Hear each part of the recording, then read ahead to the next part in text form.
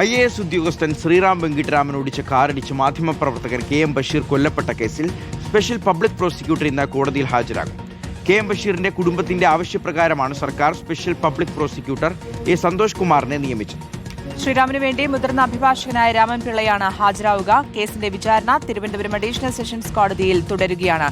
ഗോപാൽ ശിലാസനലുടെ വിവരങ്ങൾ നൽകാൻ. ഗോപാൽ, ഇന്ന് എന്തൊക്കെയായിരിക്കും കോടതിയിലെ നടപടികൾ? ശ്രീറാം വെങ്കിട്ടരാമന്റെ കേസിൽ കൊല്ലപ്പെട്ട മാധ്യമപ്രവർത്തകൻ KM ബഷീറിന് വേണ്ടി ഇന്ന് സന്തോഷ് കുമാർ ഹാജരാകും എന്നാണ് ഏറ്റവും പ്രധാനപ്പെട്ട കാര്യം. നേരത്തെ തന്നെ ഒരു മുതിർന്ന അഭിഭാഷകനെ ഇത്തരത്തിൽ ഈ സ്ഥാനത്തേക്ക് നിയമിക്കണം എന്നാവശ്യപ്പെട്ടുകൊണ്ട് കുടുംബം ഹൈക്കോടതിയെ സമീപിച്ചിരുന്നു. അതിൽ ഹൈക്കോടതി അതുമായി ബന്ധപ്പെട്ട നിർദ്ദേശങ്ങൾ നൽകിയതുമാണ്. ഇതേ തുടർന്നാണ് സ്പെഷ്യൽ പബ്ലിക് പ്രോസിക്യൂട്ടറായി അഡ്വക്കേറ്റ് സന്തോഷ് കുമാറിനെ നിയമിച്ചുകൊണ്ടുള്ള ഉത്തരവ് സർക്കാർ പുറത്തിറക്കുന്നത്. അതേസമയം തന്നെ ശ്രീറാം വെങ്കിട്ടരാമന് വേണ്ടി മുതിർന്ന അഭിഭാഷകനായിട്ടുള്ള രാമൻ പിള്ളയാണ് ഹാജരാകുന്നത്.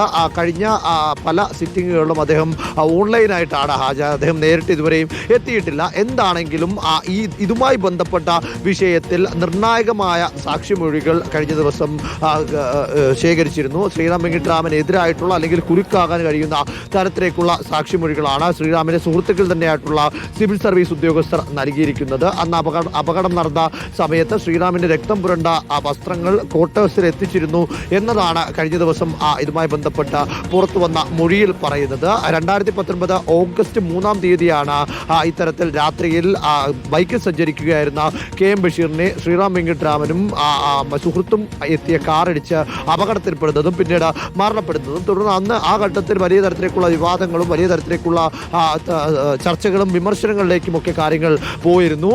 എന്താണെങ്കിലും ഇപ്പോൾ ഈ case Thiruvananthapuram Vanchiyoor additional sessions 4-ാം കോടതിയിലാണ് പുരോഗമിച്ചു വരുന്നത്. ഇതുമായി ബന്ധപ്പെട്ട പ്രധാനപ്പെട്ട ഒരു ഹിയറിംഗ് ആണ് അല്ലെങ്കിൽ സിറ്റിംഗ് ആണ് എന്ന് പറയേണ്ടിയിരിക്കുന്നു. ശരി, ഗോപാൽ ശിലാസനിലാണ് വിവരങ്ങൾ നൽകിയത്.